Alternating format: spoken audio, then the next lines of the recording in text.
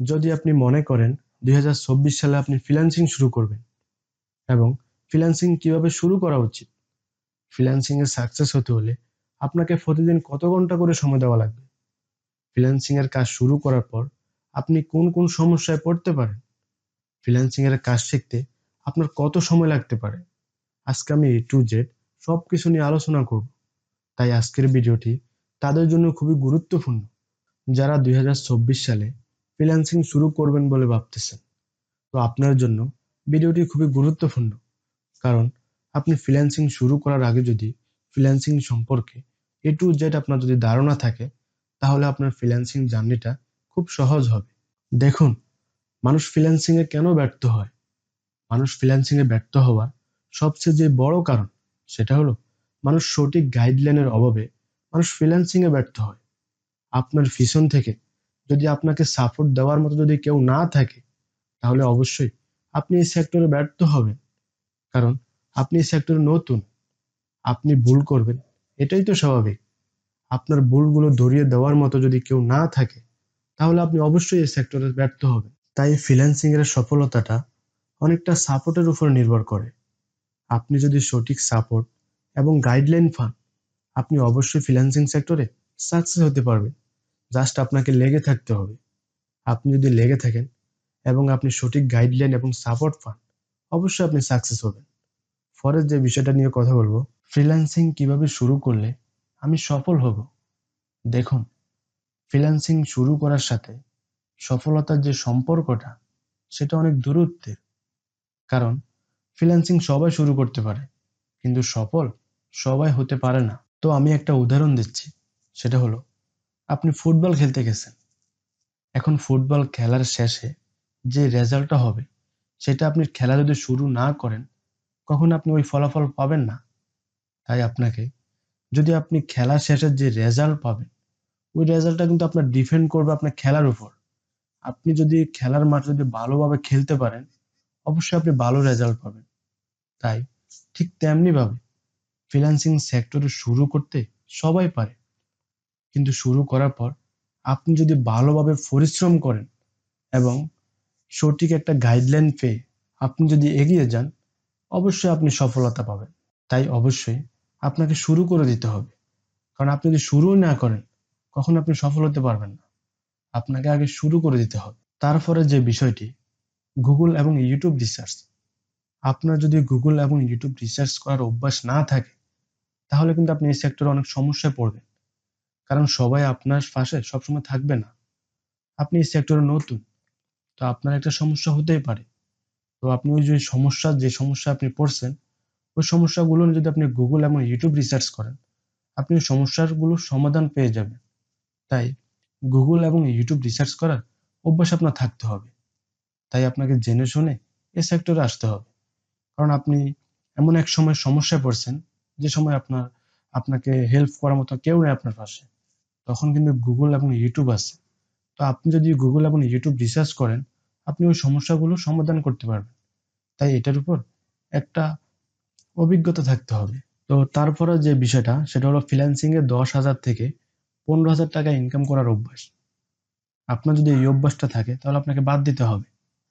বা আপনি যদি এই মন মানসিক নিয়ে আসেন যে আপনার প্রতি মাসে 10 থেকে 15,000 টাকা হলে হবে, তাহলে আপনার ফ্রিল্যান্সিং আসার দরকার নেই। কারণ এই সেক্টরে আপনি ডলার ইনকাম করবেন। তো ডলারটা যদি আপনি টাকায় কনভার্ট করেন, তো অবশ্যই টাকাটা একটু বেশি হবে। আপনি যদি 10 থেকে 15,000 টাকা ইনকাম করা মন মানসিক নিয়ে আসেন, তাহলে আপনি কখনোই এই সেক্টরে আসার আপনার দরকার নেই। কারণ আপনি যদি ভালো একটা পজিশনে যান, তখন আপনি জাস্ট একটা প্রজেক্ট থেকে আপনি 10 থেকে 15,000 টাকা ইনকাম করতে পারবেন। জাস্ট একটা প্রজেক্ট। তো আপনি যদি এই মন মানসিক থাকে যে আপনি 10-15,000 টাকা মাসে হলে চলবে, তাহলে ভাই আপনার ফ্রিল্যান্সিং না করে আপনি যেকোনো একটা জব করলে আপনার জন্য ভালো হবে। তারপরে যে বিষয়টি, ইংলিশ স্কিল। দেখুন, অনেকে কিন্তু ভয় পাচ্ছেন যে ইংলিশ স্কিল মানে ইংলিশে সে কথা বলতে পারে না, তো সে কিভাবে ফ্রিল্যান্সিং এ আসার পর ক্লায়েন্টের সাথে কথা বলবে। দেখুন, আপনি আপনি যদি ইংলিশে যদি আপনি বেসিক জানেন, আপনি ফ্রিল্যান্সিং শুরু করুন। কারণ ফ্রিল্যান্সিং এর সেক্টরে আপনি যখন ইংলিশ বেসিক জানবেন, কারণ হলো আপনার একটা ইংলিশ বেসিক থাকতে হবে, মানে জানা থাকতে হবে। কারণ আপনি যখন ক্লায়েন্টের সাথে কথা বলবেন, তখন আপনাকে অবশ্যই ইংলিশে কথা বলতে হবে। তো আপনি বেসিক ইংলিশ জানলেই হবে। পরে আপনি আস্তে আস্তে যখন কাজ করবেন বা আপনি অনেকগুলো ক্লায়েন্টের সাথে যখন কথা বলবেন, তখন কিন্তু আপনার ইংলিশ স্কিলটা আস্তে আস্তে আস্তে ডেভেলপ হবে। তো আপনারা ইংলিশ নিয়ে ভয় পাওয়ার কোনো কারণ নেই। আপনি আপনাকে ইংলিশে অ্যাডভান্স হতে হবে, হ্যাঁ? এমন কিছু নয়। আপনি বেসিক ইংলিশ জানলে আপনি ফ্রিল্যান্সিং করতে পারবেন, কোনো সমস্যা নেই। আমি কিন্তু একটু আগে বললাম যে গুগল এবং ইউটিউব রিসার্চ করার অভ্যাস আপনার থাকতে হবে। যেমন আপনি ইংলিশে কম পারেন, মানে ইংলিশের সম্পর্কে আপনার ধারণা কম। তো দেখুন, আপনি যদি গুগল গুগলের হেল্প নেন, তাহলে কিন্তু আপনি ইংলিশটা মোটামুটি আপনি ক্লায়েন্টের সাথে কমিউনিকেশন করতে পারবেন। ঠিক আছে? তো আপনার অবশ্যই গুগল এবং ইউটিউব রিসার্চের উপর আপনার একটা অভ্যাস থাকতে হবে। তো তারপরে যে বিষয়টা, সেটা হলো নিশ সিলেক্ট করতে হবে। তো ফ্রিল্যান্সিং এ আসার আগে আপনাকে, মানে ফ্রিল্যান্সিংটা শুরু করার আগে আপনাকে অবশ্যই আপনার নিশ সিলেক্ট করতে হবে যে আপনি কি নিয়ে কাজ করবেন। ঠিক আছে? কারণ আপনি তো সবকিছু নিয়ে কাজ করতে পারবেন না, বা সেটা পসিবলও না। তো আপনাকে অবশ্যই আপনার নিশ সিলেক্ট করতে হবে এবং সেটা নিয়ে আপনাকে এগোতে হবে। এখন আসেন, অনেকে বলেন যে আমি কি শিখব। তো দেখুন, আপনি কি শিখবেন সেটা অবশ্যই আপনাকে রিসার্চ করে বার করতে হবে। কারণ আপনার কাছে যেটা সহজ মনে হয়, যেটা আপনি ভালো বুঝেন, অবশ্যই আপনাকে সেটা শিখতে হবে। কারণ আমি যেটা ভালো বুঝি সেটা আপনার কাছে কঠিন মনে হতে পারে, বা আপনি যেটা ভালো বুঝেন সেটা আমার কাছে কঠিন মনে হতে পারে। তো তার জন্য আপনাকে রিসার্চ করতে হবে। আমি একটা কথা বললাম যে আপনাকে ইউটিউব এবং গুগল রিসার্চ করার অভ্যাসটা আপনার থাকতে হবে। তা আপনি দেখুন আপনি কি শিখবেন। অবশ্যই আপনাকে digital marketing, graphic design, web development, data entry বা এসইও, আপনি সবকিছু নিয়ে রিসার্চ করুন। সবকিছু নিয়ে রিসার্চ করার পর তারপরে আপনি ওখান থেকে যেকোনো একটা সিলেক্ট করুন, যেটা আপনার কাছে সহজ মনে হয়, এবং সেটা আপনার ভিতরে ওই স্কিলটা ডেভেলপ করুন। ওইটা নিয়ে এগিয়ে যান। তাহলে দেখবেন আপনি মোটামুটি ভালো একটা পজিশনে চলে যেতে পারবেন। তারপরে যে বিষয়টা, কোথায় থেকে শিখব? এই কোশ্চেনটা সবার, কারণ যারা ফ্রিল্যান্সিং শুরু করবেন তাদের তো অবশ্যই কিছু না কিছু শিখতে হবে, মানে তাদেরকে তো অবশ্যই শিখতে হবে। তো কোথায় থেকে শিখবো?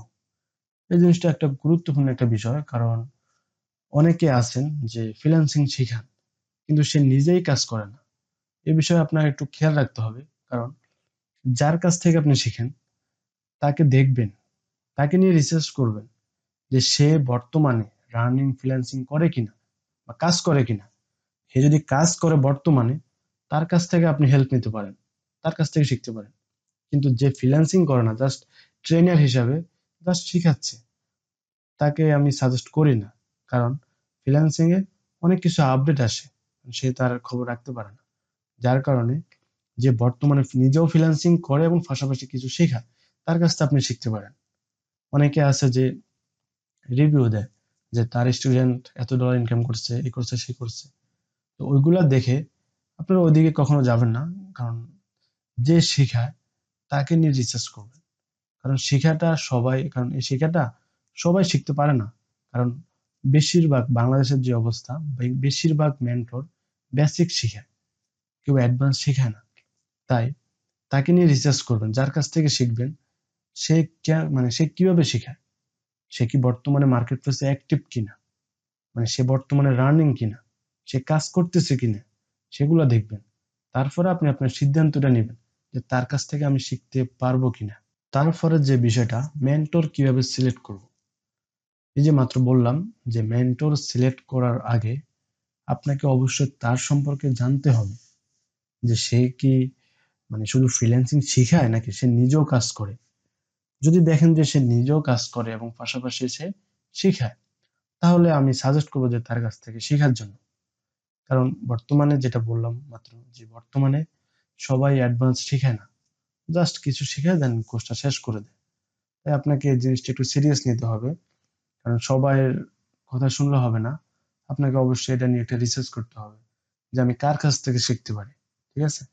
তো আপনাকে নিজেই রিসার্চ করতে হবে এবং নিজেই সিলেক্ট করতে হবে।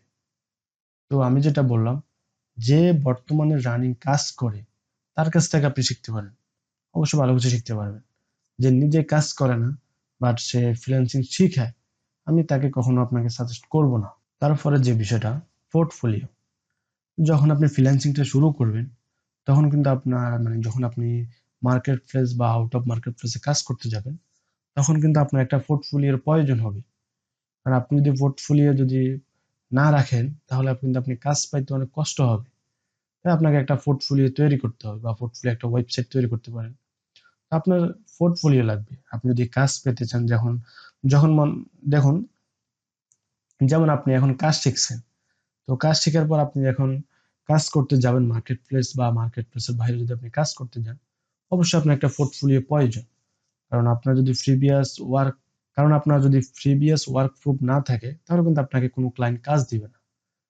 তো আপনার একটা পোর্টফোলিও ওয়েবসাইট বা আপনার একটা গুগল ড্রাইভে যদি আপনার পোর্টফোলিও যদি আপনি রাখতে পারেন, তো ওটা রাখলেও সমস্যা নেই, জাস্ট আপনার পোর্টফোলিও থাকতে হবে। আপনি যদি কাজ কাজ যদি আপনি নিতে চান তাহলে আপনার একটা পোর্টফোলিও লাগবে। কারণ অনেক ক্লায়েন্ট আছে যারা স্যাম্পল চায় যে তুমি কি আগে কাজ করেছো কিনা। তো আপনার একটা পোর্টফোলিও ওয়েবসাইট থাকা প্রয়োজন আমি মনে করি। তারপরে যে বিষয়টা সেটা হলো ধৈর্য। অবশ্যই ফ্রিল্যান্সিং সেক্টরে আসার আগে আপনি আপনার যদি ধৈর্য থাকে তাহলে আপনি এই সেক্টরে আসতে পারেন।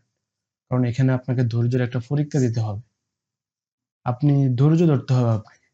যদি আপনি লেগে থাকেন, ধৈর্য ধরে যদি আপনি লেগে থাকেন, অবশ্যই আপনি একদিন না একদিন এই সেক্টর থেকে আপনি সাকসেস হতে পারবেন।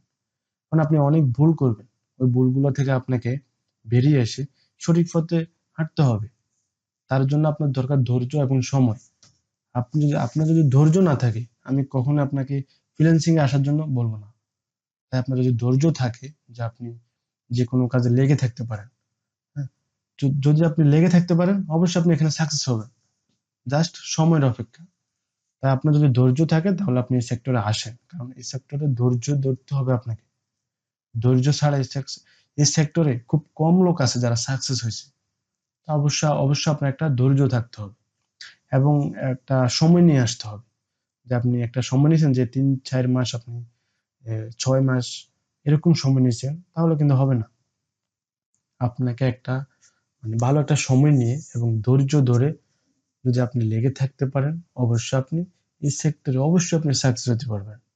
শুধু এই সেক্টরে না, আপনি যেকোনো সেক্টরে আপনার যদি ধৈর্য থাকে, আপনি যদি লেগে থাকার মতো যদি ওই থাকে আপনার, অবশ্যই আপনি যেকোনো কাজে আপনি সাকসেস হতে পারবেন। তাই আপনার একটা ধৈর্য থাকতে হবে। তারপরে যে বিষয়টা সেটা হলো আপডেট। অবশ্যই আপনাকে আপডেট রাখতে হবে। আপনার আপনি যে কাজটা শিখতেছেন, আপনি যে কাজটা নিয়ে আপনি মানে যে স্কিলটা আপনি নিজের ভিতর ডেভেলপ করতেছেন, ওই কাজটা কিন্তু আপনার প্রতিনিয়ত আপডেট হবে। ওই আপডেটের উপর আপনি কিন্তু ফোকাস থাকতে হবে। কারণ আপনি যদি আপডেটের উপর ফোকাস না রাখেন তাহলে কিন্তু আপনি যত দিন যাবে তত আপনি পিছিয়ে যাবেন। কারণ যেকোনো জিনিস আপডেট আসে। আপনি এখন যে কাজটা শিখছেন, এই কাজটা আগামী ৬ মাস পরে কিন্তু অনেক কিছু চেঞ্জ হবে। অনেক কিছু আপডেট হবে। এই আপডেট প্রতিনিয়ত আপনার আপডেটের সাথে যদি আপনাকে মিলিয়ে আপনি যদি চলতে পারেন, তাহলে কিন্তু আপনি এখানে ভালো কিছু করতে পারবেন। তো আজকে এই পর্যন্তই। ভিডিওটি কেমন লেগেছে অবশ্যই কমেন্ট করে আপনারা আপনাদের মতামতটি জানাবেন। এবং কোনো কিছু যদি বুঝতে সমস্যা হয় অবশ্যই আপনারা কমেন্ট করবেন। আমি অবশ্যই কমেন্টে রিপ্লাই করব। এবং নতুন নতুন ভিডিও পেতে আমাদের ফেসবুক পেজ এবং ইউটিউব চ্যানেলটি সাবস্ক্রাইব করে পাশে থাকুন। ধন্যবাদ।